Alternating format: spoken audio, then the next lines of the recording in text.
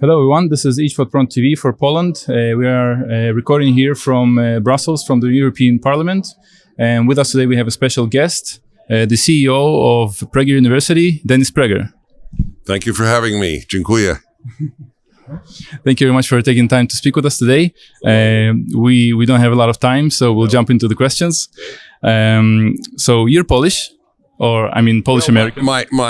My grandparents' parents, I came from the Polish-Russian area. I'm not exactly sure which, but I just want to say to your Polish viewers, I have been to Poland a number of times and loved every visit.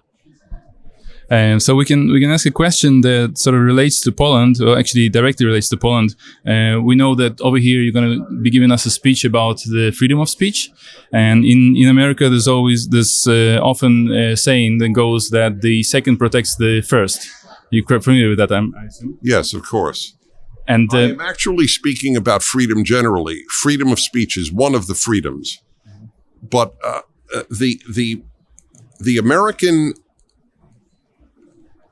country, the country of America, the United States of America, was founded on a principle that I wish were universal, but is particular to America, and it is called limited government, because America's motto is liberty, not liberty and equality. Yes, equality before the law, equality before God, but not equality of result. Freedom is the great American contribution. And because the founders believed God wants us to be free, which was almost unique in religious history. So this is in jeopardy. One more sentence. Freedom is not a human instinct. To be taken care of is a human instinct. Freedom is a value, not an instinct. And I wanted to ask you, in Poland, the situation with the allowance to carry guns, for protection for any reason, is quite bad. There's about 1.3 piece of firearm for every 100 people. So it's the lowest in all of Europe.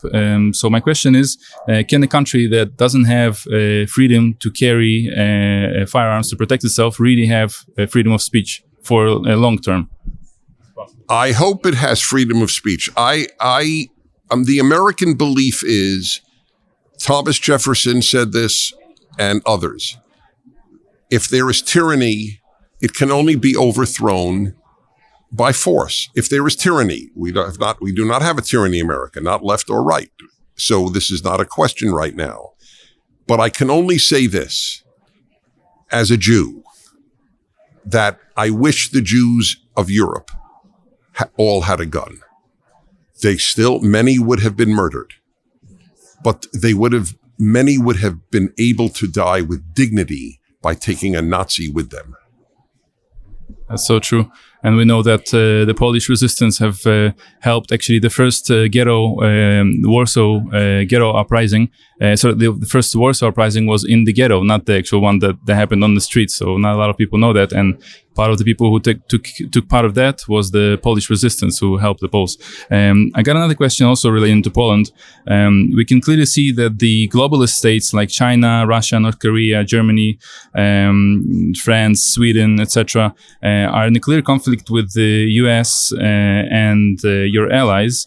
The question is, should Poland ally with the USA and its ally nations who value national sovereignty, or should Poland ally with the globalist nations like China, Germany, Russia, or maybe Poland should be just neutral?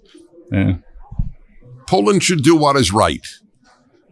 What is right is, in my belief, what is right is to try to be free. I want Poles to be Polish. I want Americans to be true to American values. When you lose your national identity, goodness doesn't follow. Nationalism can be used for evil. Nationalism can be used for good. It is just like war. There are noble wars and there are evil wars. The idea that nationalism is evil is stupid. I'm sorry, I have no better word. There is beautiful nationalism and there is ugly nationalism. There is a beautiful use of a gun and an evil use of a gun. A surgeon uses a knife and a mass murderer uses a knife.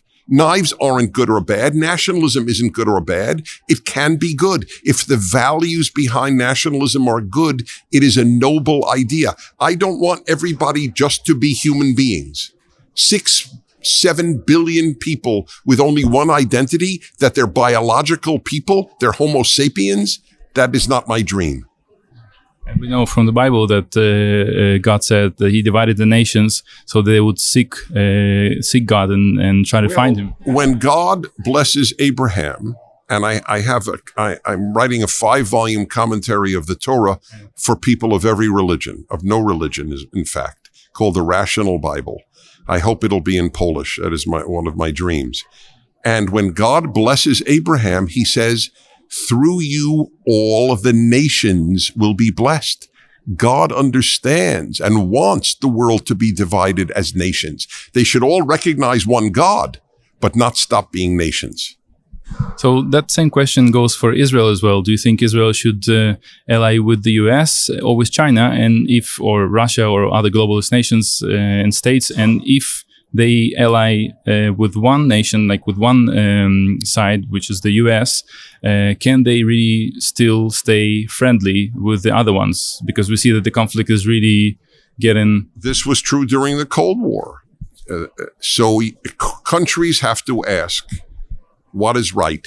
Just as individuals have to ask, what is right?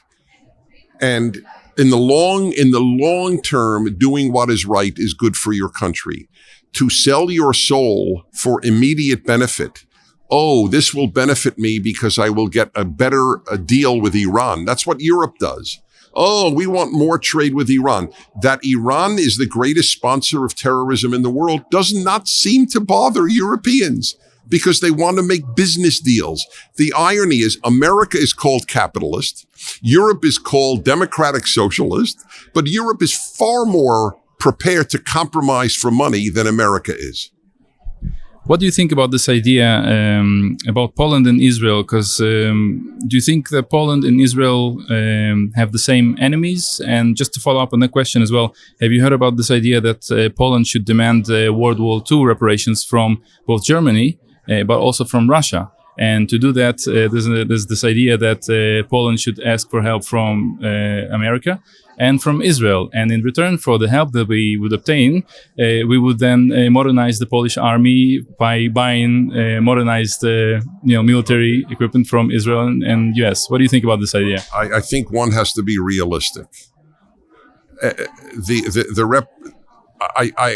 When Germany gave Jews reparations right after World War II, right after the Holocaust, that made perfect sense.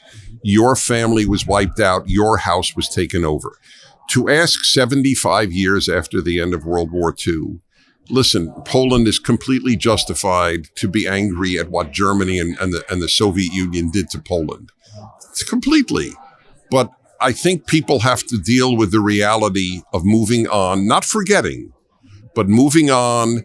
The reparations could never end. Then what about reparations to the Germans who lived in Poland, who were kicked out of Poland after World War II? Do they get reparations? It could become endless. Okay, and I wanted to ask you. You mentioned the book, the series of books that you write in called the Logical Bible. Is that correct? Rational Bible. Yeah. What do you think about the Bible? And I'm talking about the Torah and the New Testament. Is it a book worth studying? I don't know how you get wisdom in the Western world if the Bible is not your basic book. I'm serious. I do a national radio show in America. I have asked my listeners, I have millions of listeners across America. I've asked them, if the Bible is not your book that you look to for wisdom, and it's not the only book, but if not your basic book, tell me, what do you read to gain wisdom? And, so what is the answer then? Der Spiegel, the New York Times? What do you read? I would like to know what gives more wisdom than the Bible. This is the foundation of the Western world. And the universities and the left generally have contempt for the most important book ever written. I'm not sure we can survive the death of the Bible. So thank you very much for answering our questions and taking time to speak with us. It was a great pleasure, and we hope to see you in Poland. And as well, the videos that you guys are making in Prager, they're of course awesome. And we were thinking of helping translating those to also the Polish people, and the books you mentioned as well. I think it would be a great possible start for getting the message spread in Poland. I think what we have, our Prager University videos, which have 1 billion views each year, young Poles would love them as much as young Americans. I hope they'll watch them. Thank you. Thank you very much.